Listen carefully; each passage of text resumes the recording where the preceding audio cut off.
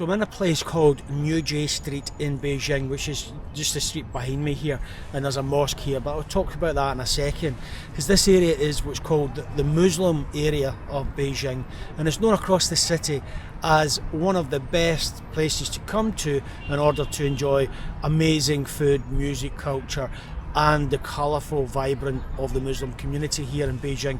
I actually have been here a couple of times.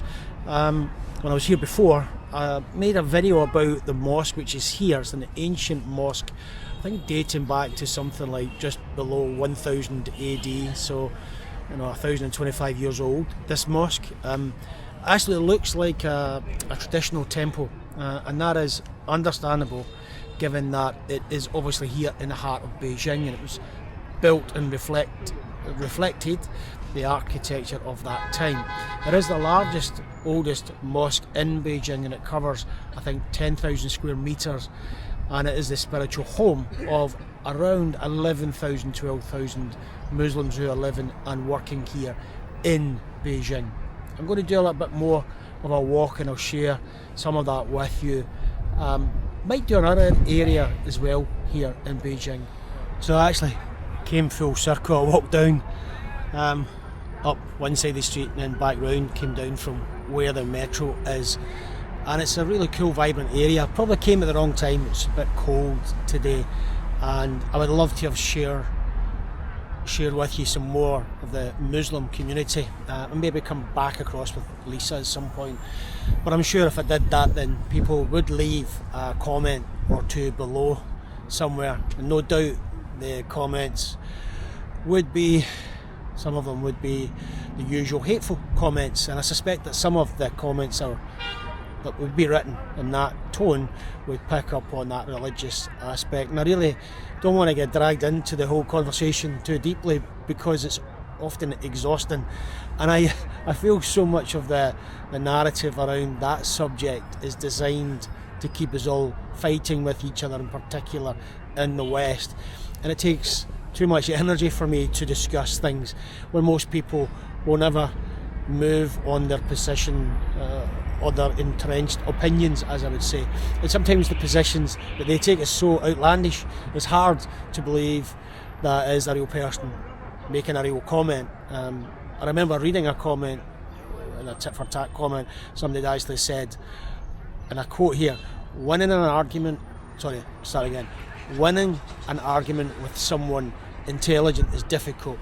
Winning an argument with someone who's stupid is impossible.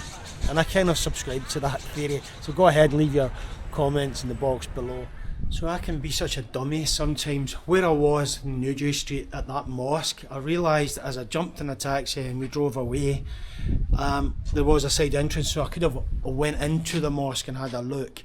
And also as we drove away, I realised I'd forgot to go down the butcher street, the halal meat, which is all colourful with meat hanging up and stuff like that. It's very vibrant. So I missed that area, but I saw on a map another mosque here, which I'll share with you as a walk and talk. This is a small Hutong area, but yeah, this is closed. I'm not even sure if it's a working mosque, but it's in a small Hutong area, and I know where I am. It's in Qianmen, so I've been here a few times, not as far into the Hutong as where I am now. But I just want to touch back on that thing I was talking about, where people get angry and frustrated with each other about religion.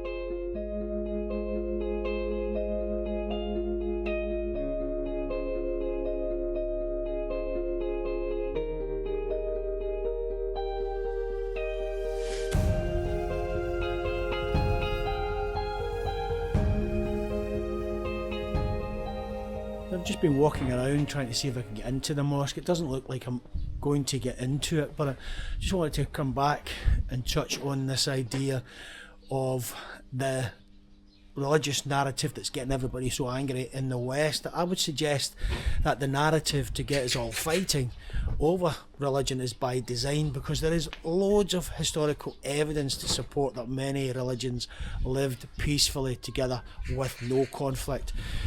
And usually when the conflict does arrive, it's because people are fired up over other causes, nothing to do with religion, but probably serving the purpose of individuals or groups gaining power, wealth or land. And when I see what is happening in the West, I try and look at the bigger picture and ask myself, who's benefiting from all this turmoil? And it's surprising the perspective that you can get when you have that curiosity and ask that question. It gives you a different attitude, gives you a different perspective. I recommend you do that. And for me, it feels like we're being taught to hate by the story that is circulated around us in the West by so many different mediums. You could argue that it is a distraction from the real story, and many top writers and podcasters and opinion makers and political commentators, they would make that argument, that case, better than me. It does feel though like it is a distraction. They're egging people on to blame the person beside them or the person below them in a way, instead of allowing them the time to think and to start asking some more questions about what is happening above them, if you get my meaning, rather than looking below. It is pitching us against our neighbours in the West. It can, I think, reflect some political parties as such, and often these political parties are brought to power by the voting intentions of the older generation, and we as voters often vote for what benefits ourselves immediately instead of considering the next generation, and I guess that, I think, is human nature.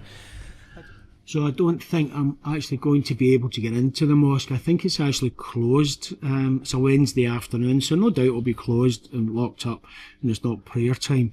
But I just wanted to touch on this idea again of this religion pitching neighbours against neighbours. In the West, we can see that happening a lot, and I think it reflects maybe the attitude coming from certain political parties which is driving that. And often these political parties are brought to power by the voting intentions of the older generation, because they hold on to the good old days where, you know, the demographics was different, and we vote for what benefits ourselves immediately instead of maybe considering the next generation. And I guess that's human nature, and I do feel like my generation had a lot, things like free education, cheap housing, low cost of living, highly functional NHS, and they also retired on final salary pensions. Not me, generation before me. But we do have and do vote for governments now based on some of this anxiety that we generate and hatred and angry with each other. We vote in these governments that will remove some of these benefits for the next generation. And I think that's the intention sometimes. And I'm not sure where the attitude came from, that attitude of me. Maybe came from the Thatcher and Reagan years. Might be wrong, but what do you think? But I think that's where it started, that we no longer believe in community. We believe in the individual in the West. And it does sadden me that people feel the need to pull others back to get ahead. Or, what is the saying? I think it's pull up the drawbridge and let them get on with it. And as long as I'm all right, Jack, as long as I am safe, then I'll just leave the others to get on with it, and they can live with the consequences of whatever. I think it's complicated, especially in the West, especially in the UK. And I'm not fully qualified, I guess, to discuss this in great detail, because I'm not religious and I'm not living in the UK at the moment, and I can only go by what I'm seeing on the TV, the media and so on. I am in China, and in China, and in fact in Asia, it has more of a community and family focus than an individual focus.